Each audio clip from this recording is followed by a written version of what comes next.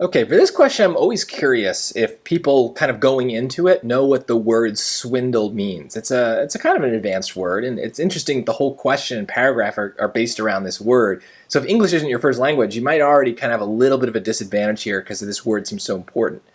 However, as is the case with most vocabulary questions on the SAT, there's clues, there's other stuff that should be able to tell us the same basic idea of what's going on. So let's use a dumb summary here to try to capture that. So that way we can kind of piece together what's happening. The Nebraska bill was in every respect a swindle. It was a swindle by the South of the North. It was on the part of those who had already completely enjoyed their share of the Missouri Compromise, a swindle of those whose share was yet absolutely untouched. So there's some weird stuff going on here. Enjoyed is a strong word. Let's keep going. It was a swindle of a broad territory, thus cheated of protection against slavery. It was a swindle of a great cause, early espoused by Washington, Franklin, and Jefferson, surrounded by the best fathers of the Republic. Sir, it was a swindle of God-given inalienable rights. Turn it over, look at it on all sides, and it is everywhere a swindle. And if the word I now employ has not the authority of classical usage, it has on this occasion the indubitable authority of fitness. No other word will adequately express the mingled meanness and wickedness of the cheat. So I highlighted a bunch of words in here, and swindle being the most common one. And some of those words are definitely positive, right? We have the words like enjoyed and great cause, best fathers, right? So that seems to suggest a positive tone. And yet, hopefully, if we know the word swindle, we know the word itself is very negative. Plus, they do talk about something being cheated, and then the end here is clear. No other word, except the word swindle, will adequately express the mingled meanness and wickedness of the cheat.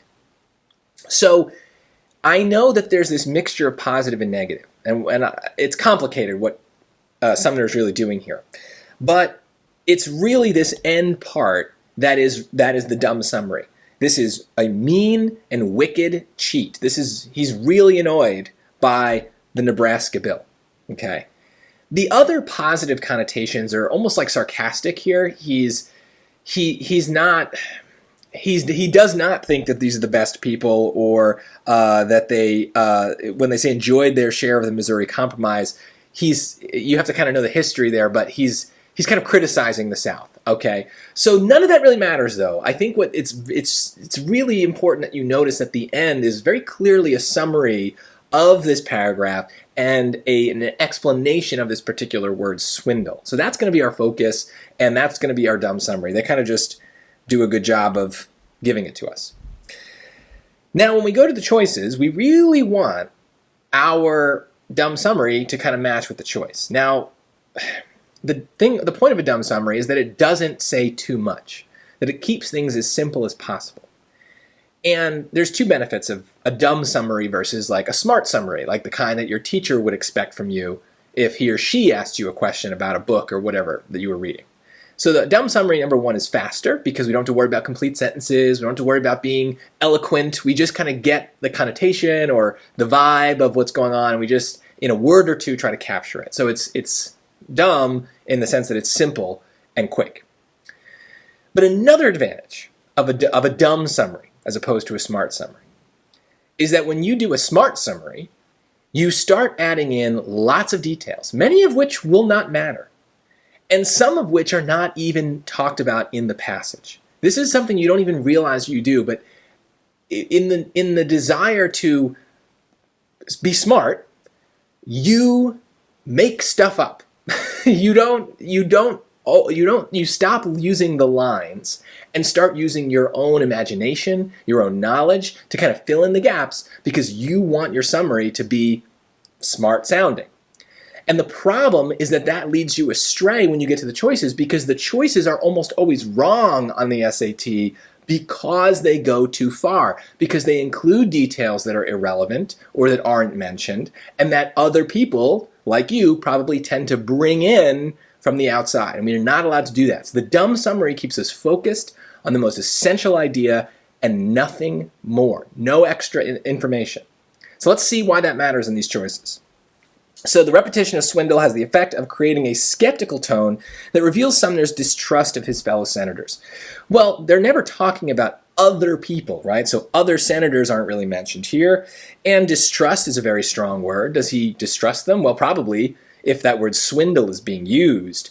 But he's not really attacking any particular person, and he's really talking about the swindle is the bill, not any particular person who's advocating for the bill.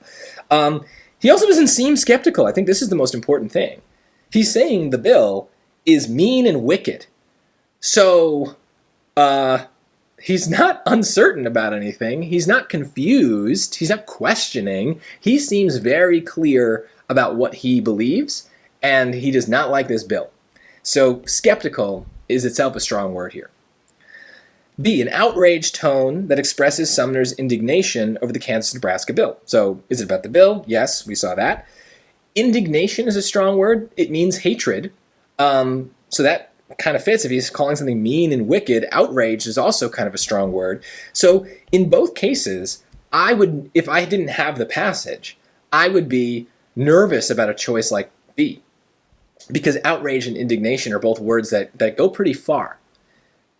But he sounds pretty outraged. I mean, hopefully I kind of conveyed that as I read it. But also, like, at the end, he's calling it a mean and wicked cheat. Those are fighting words, okay? He's annoyed. He does not like this. And so, in the history passage in particular, sometimes strong words that we would be very afraid of in the other passages end up being right.